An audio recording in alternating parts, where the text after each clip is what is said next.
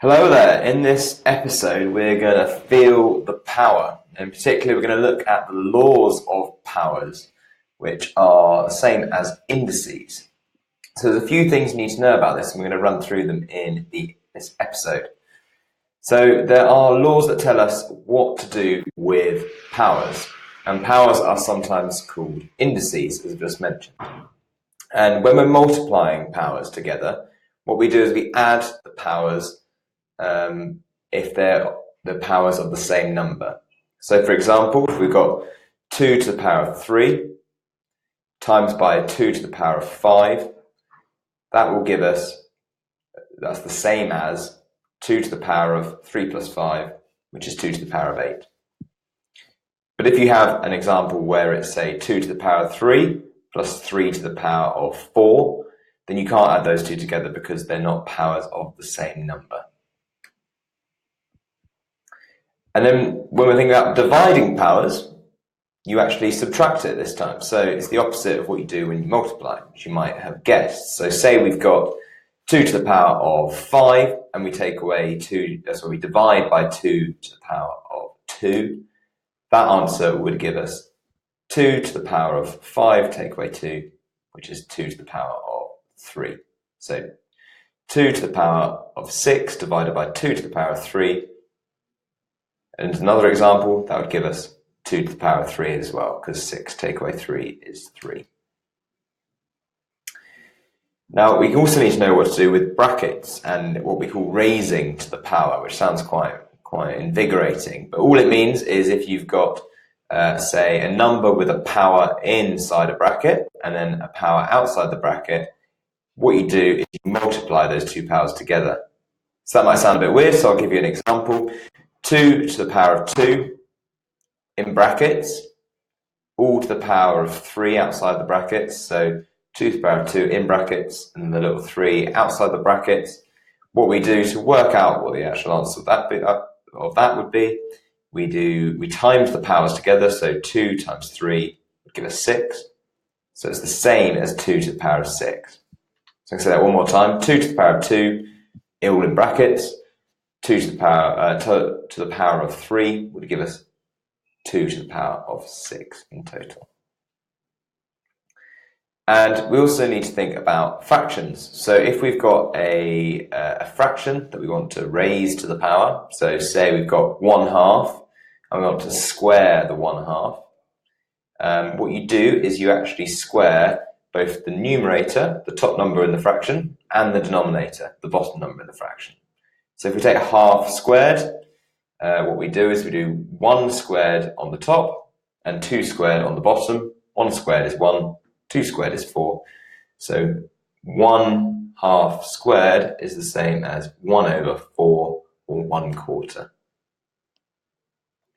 There are also something called negative powers you need to know about. So negative powers basically flip a number upside down and put it 1 over that number.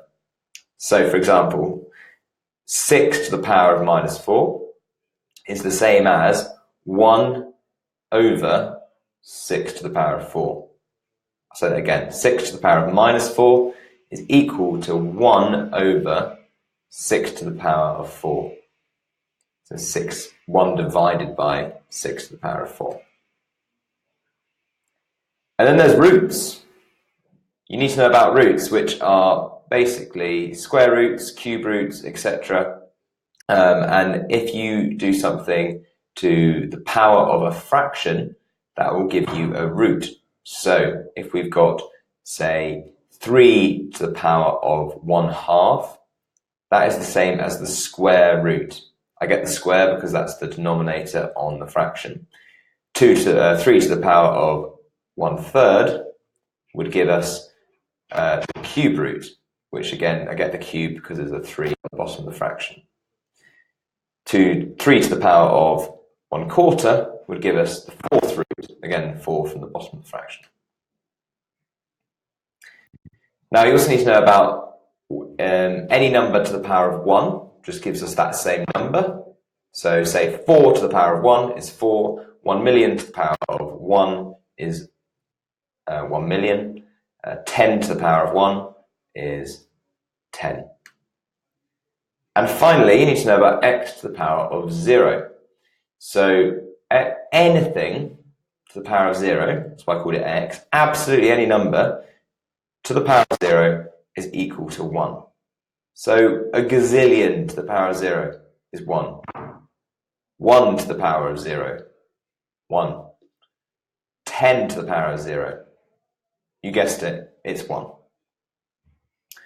So let's have a look at have a think about some questions. I'm going to ask you them and I want you to have a think about them. So, what is 7 to the power of 6 divided by 7 to the power of 4?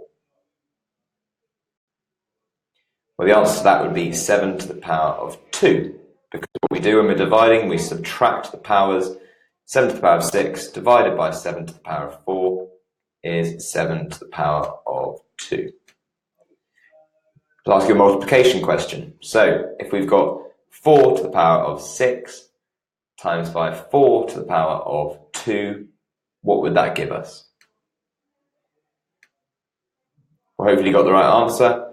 The answer would be 4 to the power of 8, because 4 to the power of 6 times 4 to the power of 2, we add the powers, that gives us 4 to the power of 8.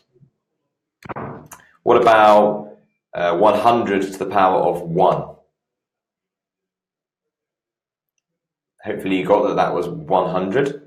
And 100 to the power of 0, that would just be 1. Okay, so let's move on to something called collecting like terms. So, if we want to simplify an expression that has lots of different things in it, so lots of different x and y's and z's and things like that, what we need to do is we need to do something called collecting like terms. And that's just basically collecting all the things that are the same together. So, for example, if we've got an expression like 3x plus 5xy minus x plus 2xy plus 3, that's a real jumble, but we can actually make it much more simple by bringing together the like terms. So in that expression, we've got 3x, and we've also got a subtract x. So I can bring those two together. 3x subtract x would give us 2x. There are also in that expression 5xy and a 2xy. I know I can add them together because they're like terms, we say, so they're the same. So xy, xy. So 5xy plus 2xy will give 7xy. And then there's a lonely 3 on the end, which doesn't have any like terms, but we just leave that in there on its own. So after doing all of that, so we brought together the x's to give us 2x, we brought together the xy's to give us 7x, and the lonely 3. So the full answer for 3x plus 5xy minus x plus 2xy plus 3 is exactly the same as 2x plus 7xy plus 3. And remember, when we're doing things like, when we've got something like xy, 7xy is exactly the same as 7yx, but it's just by mathematicians like to do things in order, so we just do it in order of the alphabet normally. So I'm going to give you a harder expression now to try and simplify. So 2 plus 3x squared y minus half y plus y subtract 1. You might want to write this one down. 2 plus 3x squared y minus half y plus y minus 1. If you want to have a pause and have a go at it, otherwise I'll tell you the answer. So you collect all the like terms together. So all the y's come together to make plus half y. The x squared y term is on its own, but you can add the 2 and the minus 1 to make 1. So the full answer is 1 plus 3x squared y plus half y. Another one to try.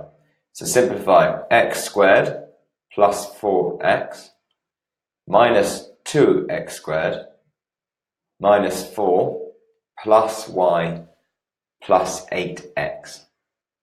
Well, again, bringing together like terms, let's bring together the x squared to make minus x squared. Let's bring together the x's to make 12x.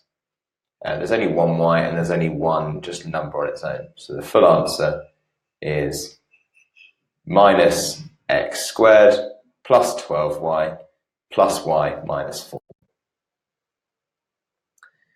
Remember, if you think about, if you watched the film Bruce Almighty, he's got the power, and that's exactly what we're thinking about today. And that's everything you need to know about powers and indices and the rules that are around them. Join us again next time.